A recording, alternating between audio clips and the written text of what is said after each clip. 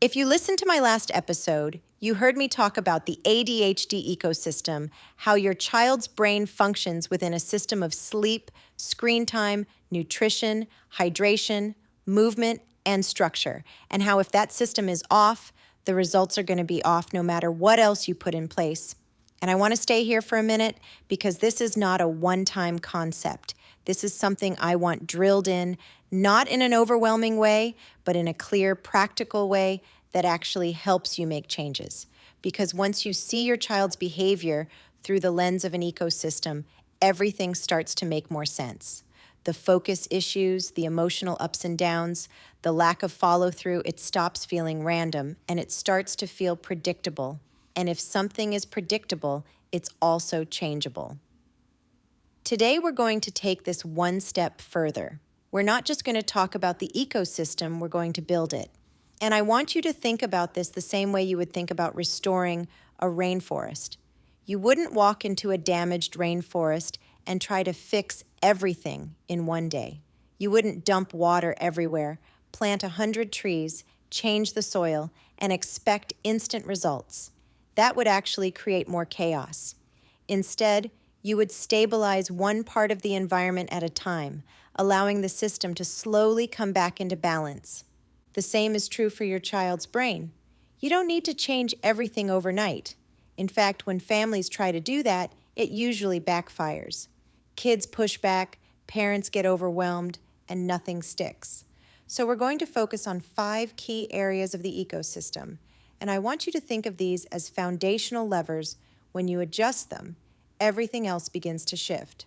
Welcome back to the Path to Peace Therapy podcast.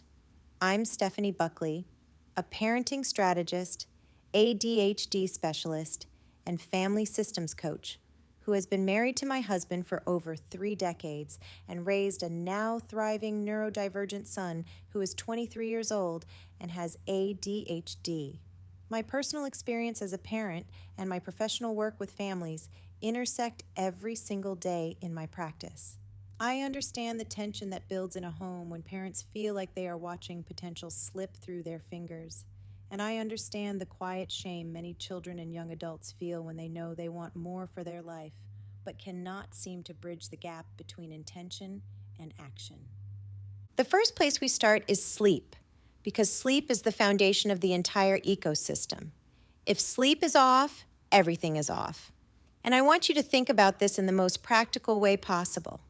If your child is going to bed at different times every night, staying up late on screens, or not getting enough hours of sleep, then their brain is starting the day already depleted.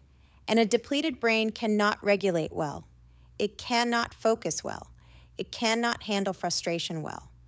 What you end up seeing looks like defiance, irritability, or lack of motivation, but what's really happening is that the brain doesn't have the capacity it needs.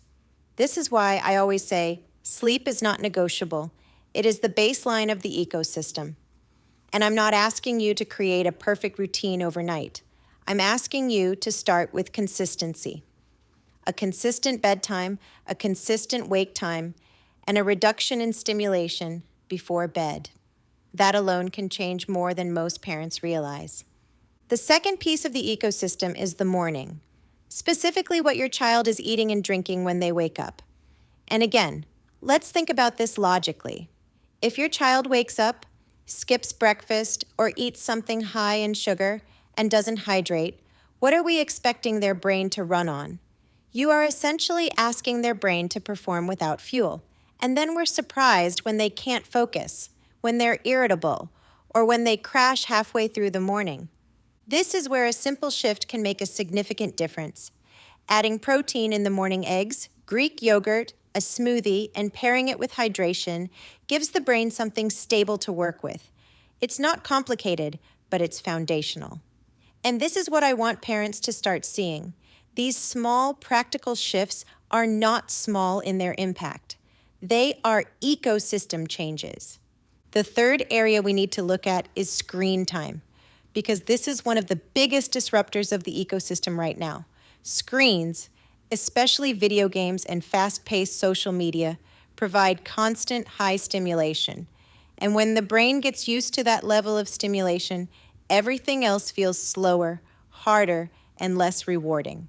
So now your child sits down to do homework, and it feels unbearable not because they don't care, but because their brain is coming down from a completely different level of input.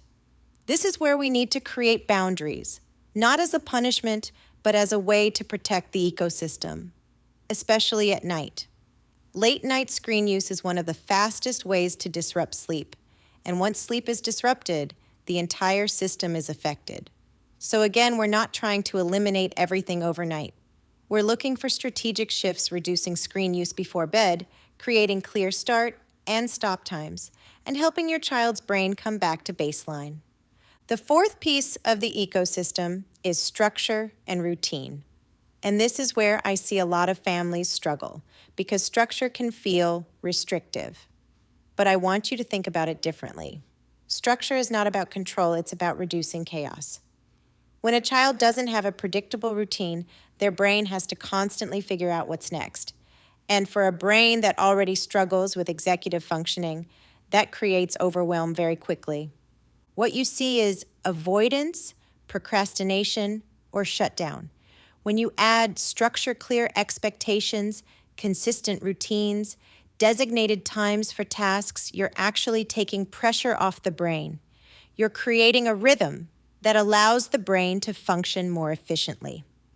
This is one of the most powerful shifts you can make in the ecosystem, and it doesn't have to be complicated. It just has to be consistent. The fifth piece is movement, hydration, and overall daily regulation. These are often the most overlooked, but they matter.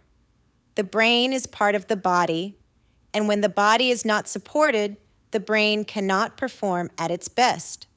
Movement helps regulate energy, improves mood, and increases focus. Hydration supports cognitive function and reduces fatigue. These are simple things, but when they are missing, the ecosystem becomes weaker. And when they are present, the system becomes more stable. Now, I want to bring this back to something we talked about in the last episode, because this is where it all connects. I want to be very clear again. I don't prescribe medication, and I'm not here to discourage anyone from taking it. For many individuals and families, medication can be incredibly helpful.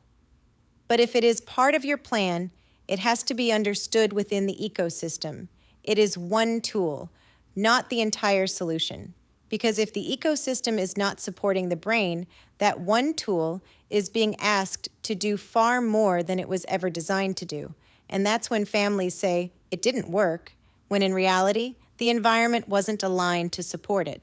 So as you're listening to this, I don't want you to walk away feeling like you need to change everything. I want you to walk away asking one simple question. What is one part of the ecosystem we can improve this week? That's it, one change.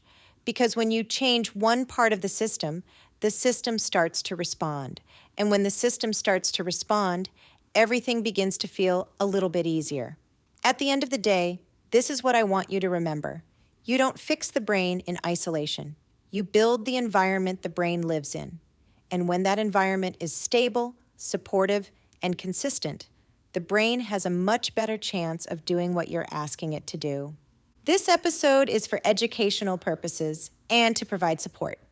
It is not a substitute for professional mental health evaluation, diagnosis, or treatment. The more we learn to recognize the patterns behind behavior, the more compassion and support we can offer to our kids, our partners, and ourselves. If this episode resonated with you and you would like additional support for your family, you can reach out directly by email at stephanie@thepathtoppeacetherapy.com.